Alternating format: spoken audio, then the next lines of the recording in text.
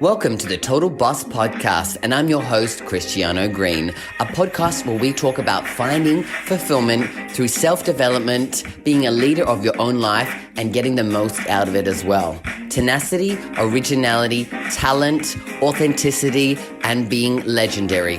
It's all about living your best life.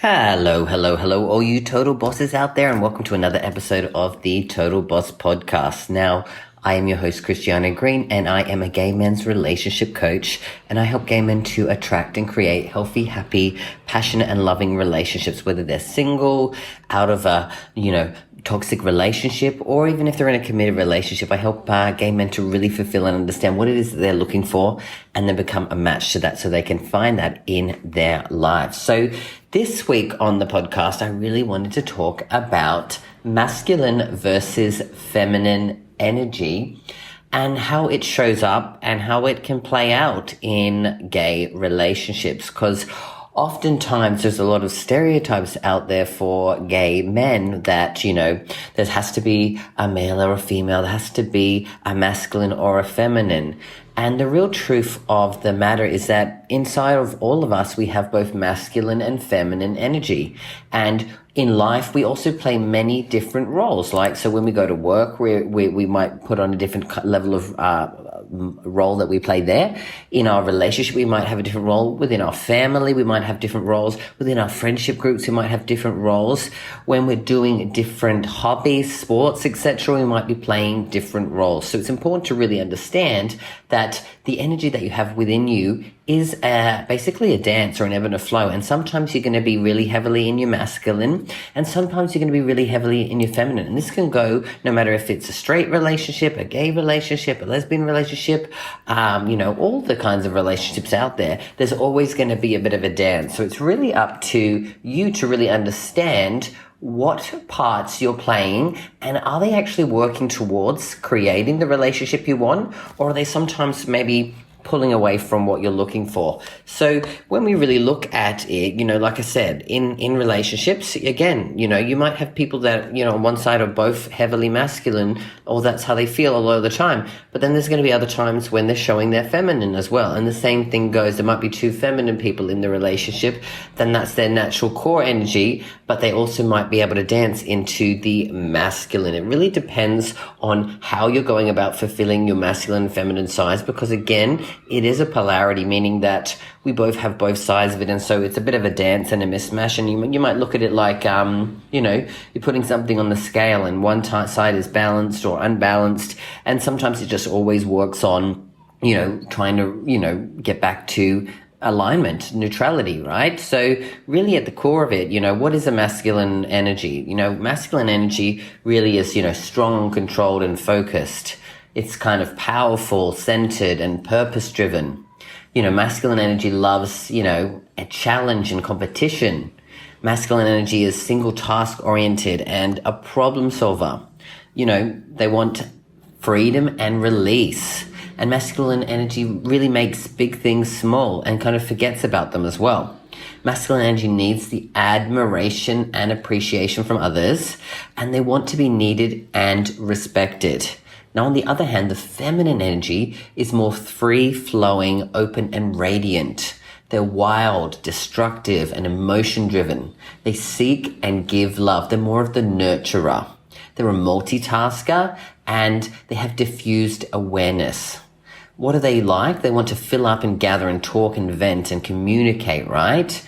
And then on the other flip side of it, they like to make small things big, and they really remember things. They're big on memories. Now, feminine energy needs reassurance and attention, and they want trust, connection, and praise. So as you can see, there's quite a difference between the two energy. And when we look at it here, again, in different areas of our life, what we're going to be doing is we're going to dance between the two energies. So again, whether you're gay, straight, lesbian, whatever it is that you are, your relationship is going to have a combination of the two. And sometimes where we find we might clash in our relationship is when we might meet two at the same time, all the time, right? If you're constantly battling heads, you're probably both in your masculine all the time, right? And if you're constantly maybe, the opposite of that, you're probably constantly in your feminine. So really it's about really understanding what is your core energy. Do you really honestly connect more to the masculine? Do you connect more to the feminine? And then what you're attracted to is that, again, more of the masculine or more of the feminine, because it's really important for us to really understand where we see that we sit in on the spectrum there, but then also see what we're attracted to, because oftentimes it will be the opposite energy. It doesn't have to always be that way, but in most cases, whether whatever type of relationship you're in, it will be a combination and a flipping between the two that you're into as well. So really, how does it affect attraction in relationships, right? And we really need polarity for attraction, because, when we look at things, when you build connection with people, whether that's, your friends, your clients, your family members, etc., oftentimes you're built on rapport, which means you build on things that you like to do together. You might have the same hobbies. You might like to go out partying together. You might like to watch the same types of TV shows. You might like to play sports together. You might work together and have the same kind of passions in life. So a lot of that rapport is built on commonality. But when we look at relationships, of course, you need to have that foundational, but at the core of it as well, you also need to have something that is, I guess, the opposite, because that's what's going to keep the flame burning and the interest going. So we do need polarity for attraction. And, you want to think of it like a magnet. Sexual attraction and intimate connection will thrive in a relationship when there is a distinct polarity between energies of the people involved. Now, the more opposed the individual energies are, the stronger the attraction will be in the relationship. So sexual polarity equals physical chemistry, which equals the magnetic pull you feel when you meet someone with an energy opposite to your own. Now, oftentimes in life, we can wear masks, right? And so when we're wearing these masks, it really becomes hard to develop that deep intimacy with someone else. So really understanding, how do I bring that polarity back into myself and really step into who I am and take off those masks, and you'll find that attraction really returns. So, people often might be dating someone and they're living in their masculine, right? And the energy could be tough and aggressive, right? What can you do for me? Can you keep up? I'm a strong, independent person, all of those things, right? Then you might be thinking, oh, wow, none of these dates are really going anywhere.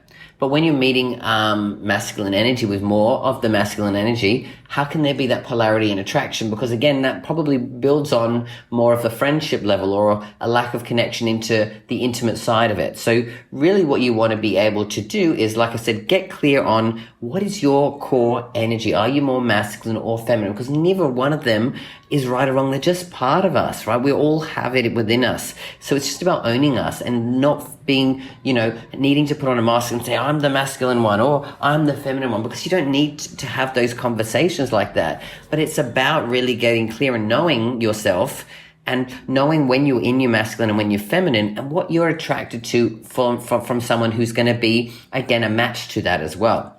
So really, what do you need to do to create polarity and deepen intimacy in your relationship? You really want to be more attentive, right? Now, if your partner has a feminine core, bring attention, reassurance, and understanding to your relationship. Avoid making them feel unseen, unsafe, or really misunderstood, right? And if you think of the feminine energy as being water, it's free flowing, unrestricted, then the masculine is the cup that's going to actually protect it and support it, right? Another thing you might want to do to really work on deepening your intimacy is showing appreciation, right? Now, if your partner has more of a masculine core, bring some admiration, appreciation, and openness to the relationship. Avoid any criticizing, controlling, or shutting down, because vulnerability is what will put the masculine to you, right? And I know it can be scary, but try to offer freedom and love instead. It's that freedom that will draw them to you, because that's what the masculine craves, right? So if you're, again, looking for a masculine man, you're a feminine person, you've got to step into your feminine and instead of pretending to be something that you think that is, I know so many people out there that pretend that they need to be the cool one in the relationship. No, this doesn't bother me. That one doesn't bother me. But the truth is that when you're not being yourself and you're not being vulnerable and you're not showing up, you're not allowing those energies to draw to each other and create that polarity, create that energy, create that intimacy. So just stepping into yourself. So the third one is really taking off your mask. If you're able to drop all your masks, you might have that around, you'll be able to step into your own core energy. And this will allow a more authentic connection between you both. And then that polarity will show up all by itself. And so really, we don't want you to be disheartened if this doesn't happen instantly. Consider that it's a beautiful journey of growth and self-discovery. And you really need to understand that you are worth it, right? Trying to pretend to be something that you're not and maybe putting on a mask and allowing yourself to step into a different energy that feels natural to you isn't going to attract you to what is really what your core is wanting you to have. So if you're constantly going on dates and finding people that are just not your match, you really just have to check and see, what energy have I been bringing to these dates?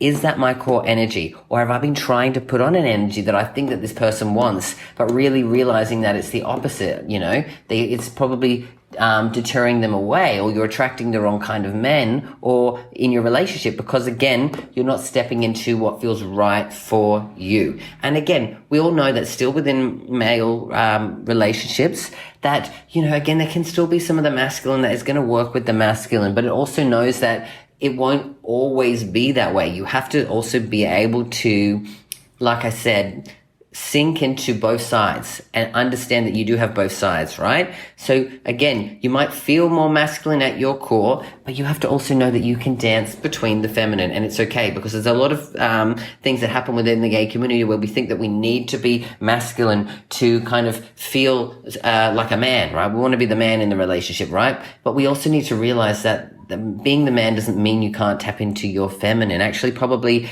being able to tap into your feminine and really, be both sides is actually probably what's going to allow you to step up and be that man that you're probably really wanting to be.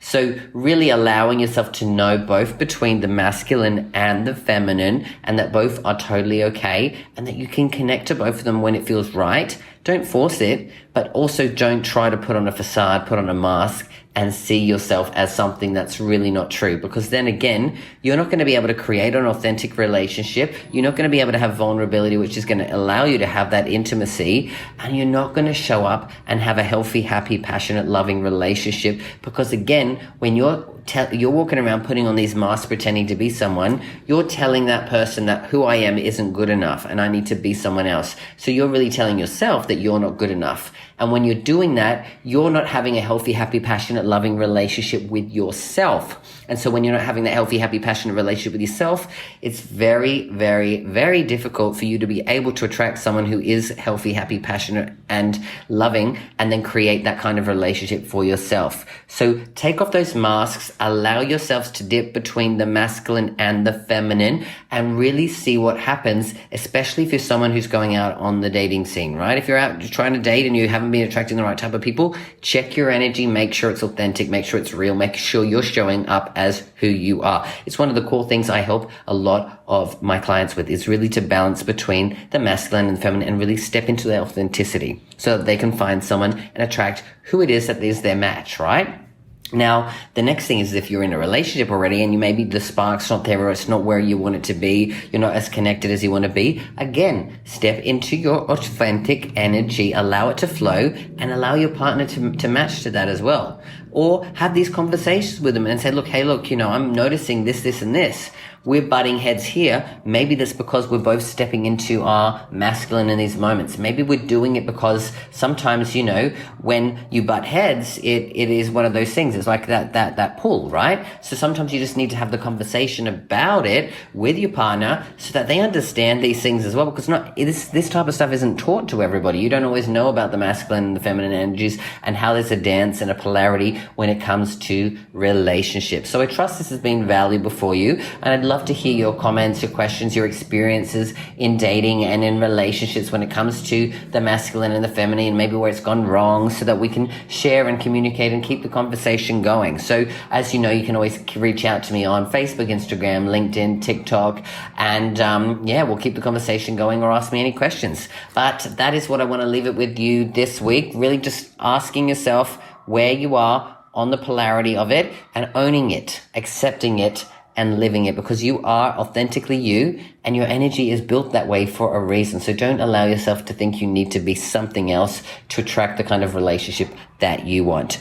All right, guys, I'm going to leave it there. I'll catch you next week. And always remember that you've got this and I've got you.